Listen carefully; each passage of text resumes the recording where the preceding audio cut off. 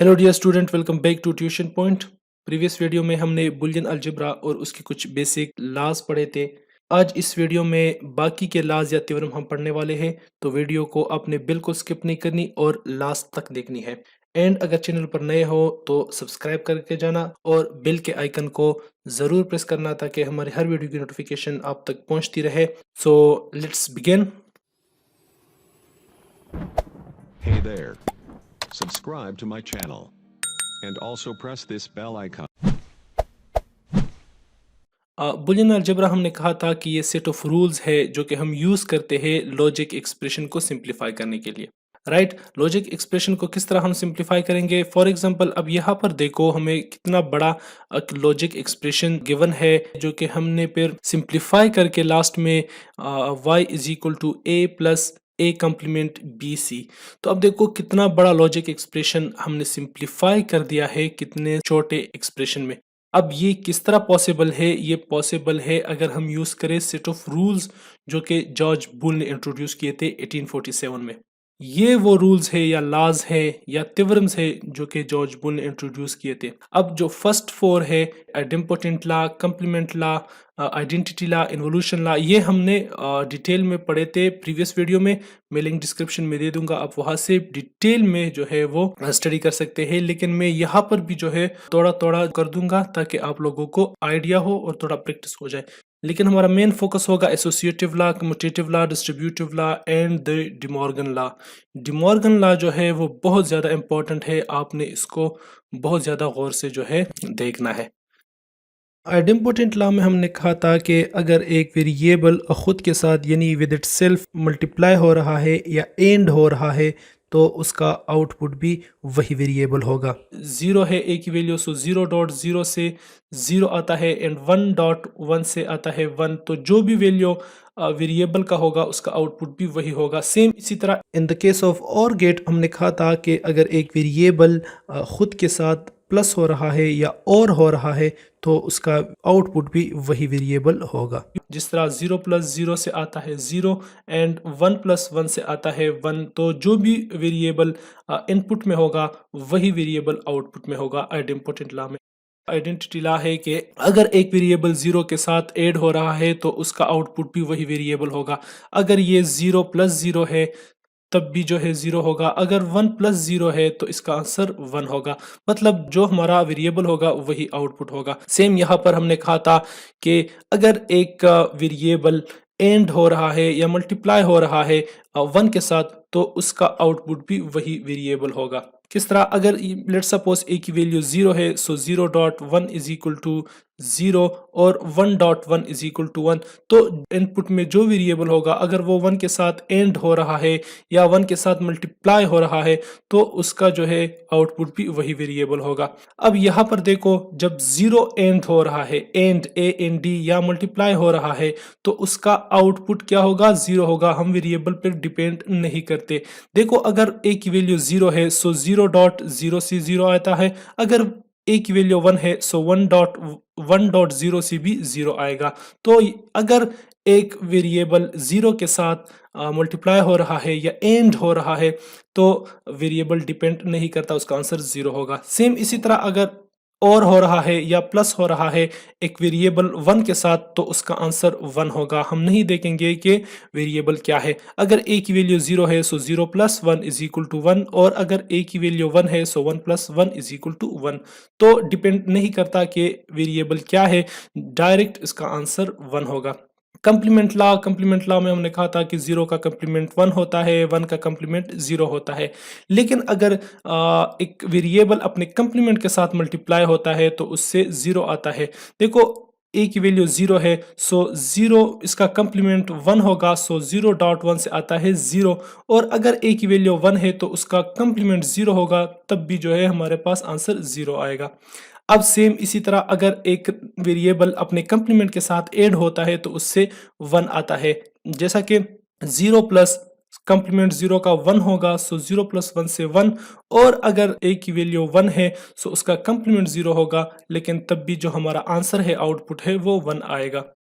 इसके बाद हमने पढ़ा था इन्वोल्यूशन लॉ जो है वो अगर एक वेरिएबल की हम 2 बार कंप्लीमेंट ले तो उससे वही वेरिएबल आता है। अब लेट्स सपोज यहाँ पर एक वैल्यू 0 है, सो 0 का कंप्लीमेंट हमने जब एक बार लिया तो उससे 1 आता है, लेकिन अगर फिर दोबारा उसी 1 का हमने कंप्लीमेंट लिया तो वापस 0 आता है। सेम इसी तरह 1 का हम जब कंप्लीमेंट लेते हैं तो उससे 0 आता है, और जब उसी 0 का हम कंप्लीमेंट लेंगे तो उससे 1 आ जाएगा। तो इसका मतलब है कि अगर एक वेरिएबल का 2 बार कंप्लीमेंट लिया जाए तो उससे वही वेरिएबल आता है। अब हम आते हैं एसोसिएटिव लॉ पे। ये जो लॉज है, ये बेसिक लॉज, ये मैंने प्रीवियस वीडियो में बहुत ज़्यादा डिटेल से समझाई है। अगर आपने वीडियो नहीं देखी तो लिंक डिस्क्रिप्शन में मौजूद है, आप वहां जाके उसे देख सकते हैं। मैंने यहाँ आप लोगों को जस्ट एक आइडिया दिया कि ये इस तरह होता है। अब हम आते हैं एसोसिएटिव लॉ पे। यहाँ पर देखो एसोसिएटिव लॉ में जॉर्ज बुल क्या कहता है। जॉर्ज बुल कहता है कि अगर तीन वेरिएबल है और उसका मल्टीप्लिकेशन या एंड गेट इस तरह तरतीब हुआ है कि पहले जो है बी सी को मल्टीप्लाई किया है या बी सी का एंड गेट लिया है और उसको फिर बाद में ए के साथ मल्टीप्लाई किया है, तो वो बराबर होगा ए बी के, और फिर उसको जो हम मल्टीप्लाई करेंगे सी के उसके बराबर है। किस तरह, मैं आपको यहाँ पर लॉजिक गेट्स के थ्रू समझाता हूँ। 3 इनपुट्स है, एक है ए, दूसरा है बी और तीसरा है सी। अब देखो बी सी जो है पहले मल्टीप्लाई हुए हैं और फिर जो है ए के साथ मल्टीप्लाई हुआ है। तो देखो पहले ये दोनों मल्टीप्लाई हुए हैं और फिर इसका आउटपुट जो है वो ये है और ये मल्टीप्लाई हुआ है ए के साथ, तो ए के साथ इसका हम एंड गेट लगाएंगे। तो लेट सपोज अगर इससे आता है y, आउटपुट अगर इससे आता है y, तो इससे भी y आएगा। इससे किस तरह, a b c, तो इसमें पहले क्या है कि ए बी का हमने एंड लिया है, सो ए बी का एंड लेंगे और इसको फिर सी के साथ हम एंड करेंगे। ये आउटपुट जो है इन दोनों का, ए बी का आउटपुट, ये दोबारा मल्टीप्लाई होगा सी के साथ। तो जॉर्ज बुल कहता है कि अगर इस तरह आपने लिखना है, लॉजिक क्रिएट करना है, या इस तरह आपने लॉजिक क्रिएट करना है, इसके आउटपुट दोनों जो है वो इक्वल होंगे। ये भी y के इक्वल होगा, ये भी y के इक्वल होगा। अब हम आते हैं और गेट। और गेट में क्या है कि और गेट में भी सेम इसी तरह है, लेकिन यहाँ पर सिर्फ गेट तब्दील है। अगर a b c, अगर ये इस तरह है कि पहले बी सी का और गेट लिया है और फिर उसके आउटपुट को ए के साथ दोबारा और किया है और इससे जो आंसर आता है लेट्स सपोज वो है y, और अब राइट हैंड साइड है उसको भी इसी तरह किया है, ए बी सी, ए बी को पहले किया है और फिर सी के साथ जो है उसको दोबारा ऐड किया है, तो उससे भी y आएगा। तो जॉर्ज बुल कहता है कि अगर इस तरह कम्बिनेशन हो लॉजिक गेट्स का, या इस तरह कम्बिनेशन हो, दोनों इक्वल है, दोनों एक जैसे है, तो ये था एसोसिएटिव लॉ। अब जो है कम्यूटेटिव लॉ, अगर 2 वेरिएबल है या 3 वेरिएबल है, उसके तरतीब को अगर हम चेंज कर दे तो उससे कोई फर्क नहीं पड़ता। ए बी कर ले या बी ए कर ले, कोई फर्क नहीं पड़ता। लेट्स सपोज ये एक गेट है या यहाँ पर ये एंड गेट है, अगर मैं यहाँ पर ए बी कर लूँ या बी ए कर लूँ, इससे कोई फर्क नहीं पड़ता, इससे आउटपुट सेम आएगा। सेम इसी तरह जो है और गेट में, अगर ये 2 इनपुट है और मैं यहाँ पर ए बी कर लूँ तो इससे भी आ जाएगा ए प्लस बी, और अगर मैं यहाँ पर बी ए कर लूँ तो इससे भी वही आउटपुट हमें मिलेगा, उससे कोई फर्क नहीं पड़ता। तो ये था कम्यूटेटिव लॉ। अब है डिस्ट्रीब्यूटिव लॉ। डिस्ट्रीब्यूटिव लॉ हम यूज करते हैं जो बड़े हमारे इक्वेशंस होते हैं उसमें जब हम कॉमन लेते हैं वहां पर डिस्ट्रीब्यूटिव लॉ काम आता है। फॉर एग्जांपल एक इक्वेशन मुझे गिवन है कि A B C plus A B plus A C plus A B C, let's suppose ये एक मुझे इक्वेशन मिला है। मैं सपोज कर रहा हूँ, राइट, इस तरह इक्वेशन होगा या नहीं होगा, लेकिन मैं जस्ट सपोज कर रहा हूँ।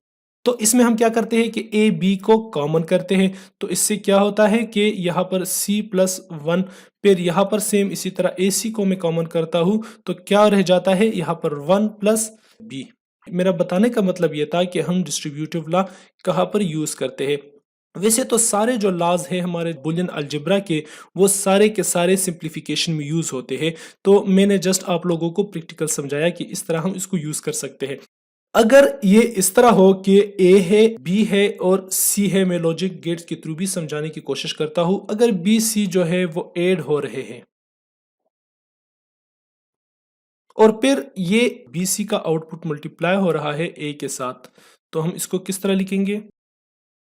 ये लेट्स सपोज आउटपुट है Y, तो अब देखो ये बराबर है किस चीज के? A B C, A B का अलग एंड गेट,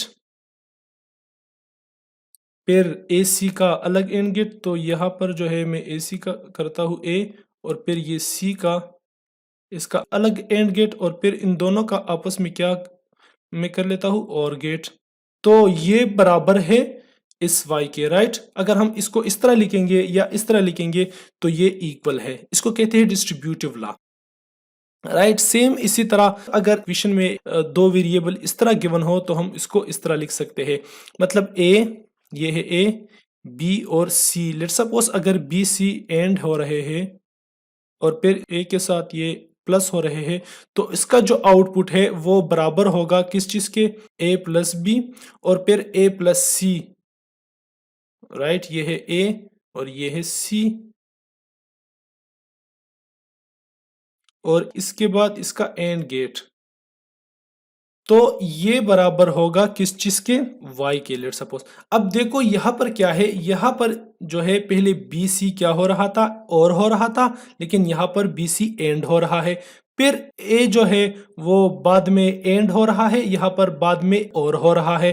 फिर इसी तरह अगर यहां पर देखें तो यहां पर पहले दो जो है वो एंड हो रहे हैं, लेकिन यहां पर और हो रहे हैं, और यहां पर जब और हो रहा था मतलब एड हो रहा था, तो यहां पर फिर मल्टीप्लाई हो रहा था। तो दोनों जो है वो सेम है, लेकिन यहां पर जो है वो एंड गेट यूज किया है और इस वाले में यहां पर और गेट यूज किया है। तो ये था हमारा डिस्ट्रीब्यूटिव लॉ। फिर लास्ट में आता है डिमॉर्गन थ्योरम। डिमॉर्गन लॉ या डिमॉर्गन थ्योरम ये बहुत ज्यादा इंपॉर्टेंट है और ये आपको बिल्कुल आना चाहिए। डिमॉर्गन थ्योरम अगर मैं सिंपल अल्फाज में समझाऊं तो फॉर एग्जांपल एक गेट है, लेट्स सपोज ये है गेट, राइट। ये मैं आप लोगों को सिर्फ समझाता हूँ, एंड गेट है। अगर इसके साथ हम नॉट लगाते हैं तो ये बन जाता है नेंड गेट। अब देखो डिमॉर्गन्स क्या कहता है, डिमॉर्गन्स कहता है कि अगर दो वेरिएबल आपस में प्लस हो रहे हैं, अब ये एक वेरिएबल ये है, ये एक ये है, तो ये कौन सा गेट होगा जो दो वेरिएबल को प्लस कर रहा है? जब दो वेरिएबल को एक गेट प्लस कर रहा है तो वो होगा, लेट्स सपोज ये ए है, ये बी है, तो वो है और गेट। आपने कंफ्यूज नहीं होना, राइट। ये हम इस तरह भी कर सकते हैं, बाज बुक्स में ये इस तरह लिखा है कि a प्लस बी और फिर जो है a डॉट बी, ये इस तरह जो है बाज बुक्स में लिखा है। सेम इसी तरह जो है a dot B whole complements is equal to a complement plus b complement. अब मैं आप लोगों को जो है वो समझाने लगा हूं, a प्लस बी और ये होता है और गेट, ये तो सिंपल है। फिर जो है इसका कंप्लीमेंट लिया है, तो कंप्लीमेंट जब लिया है तो इसके साथ हम नॉट गेट लगाएंगे, तो इससे क्या हो जाएगा कि ये गेट और गेट जो है वो नॉर गेट बन जाएगा। यहां तक समझ आ गई आपको? ये हो जाएगा नॉर गेट। अब ये है एक a और दूसरा क्या है b, राइट। इन दोनों का पहले कंप्लीमेंट लिया है, a कंप्लीमेंट, फिर b कंप्लीमेंट, और फिर इन दोनों को एंड किया है, तो ये हम लेंगे पहला a कंप्लीमेंट, फिर हम लेंगे b कंप्लीमेंट, और फिर इन दोनों को हम एंड करेंगे। इसको हम इस तरह लिख सकते हैं, आपने इस चीज को समझना है। अब यहां पर हम दो बबल लगाएंगे, एक बबल ये, एक बबल ये, और इसको जो है हम क्या कह सकते हैं? Nor gate. तो डिमॉर्गन ने क्या किया? डिमॉर्गन ने नॉर गेट को इस चीज में कन्वर्ट किया, राइट। समझ आ गई आपको? ये तो हुआ नॉर गेट के साथ। अब यहां पर जो सेकंड थ्योरम है उसमें क्या किया है? उसमें यही चीज किया है लेकिन नेंड के साथ किया है। अब देखो नेंड के साथ किस तरह, दो इनपुट है, एक है ए दूसरा है बी। अब हम एंड गेट लगाएंगे, फिर इसके बाद क्या किया है कि इसका कंप्लीमेंट लिया है, तो जब हम कंप्लीमेंट लेंगे तो इसका मतलब नॉट गेट लगाएंगे और ये बन जाएगा नेंड गेट। अब डिमॉर्गन ने इस नेंड गेट को किस चीज में चेंज किया है, यहां पर देखते हैं। पहला है ए कंप्लीमेंट और फिर है बी कंप्लीमेंट। सो पहले हम ए कंप्लीमेंट लेंगे, फिर जो है हम बी कंप्लीमेंट लेंगे, और फिर इन दोनों को प्लस किया है, तो प्लस का मतलब समझते हो आप? और गेट। सो हम और गेट लगाएंगे, ये इक्वल है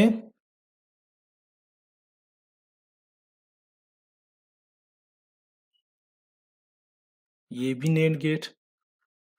अब डिमॉर्गन ने क्या किया है कि नॉर गेट को इस तरह मुतारिफ किया है और नेंड गेट को इस तरह मुतारिफ किया है। बाकी इसमें कोई लॉजिक नहीं है, कुछ नहीं है। हम नॉर गेट को इस तरह लिख सकते हैं अकॉर्डिंग टू डिमॉर्गन और नेंड गेट को इस तरह लिख सकते हैं अकॉर्डिंग टू डिमॉर्गन। बस आपने ये चीज समझना है कि जब a plus B whole complement हम करेंगे तो फिर a complement dot b complement होगा, और अगर a dot B whole complement है तो फिर a प्लस बी कंप्लीमेंट होगा, राइट।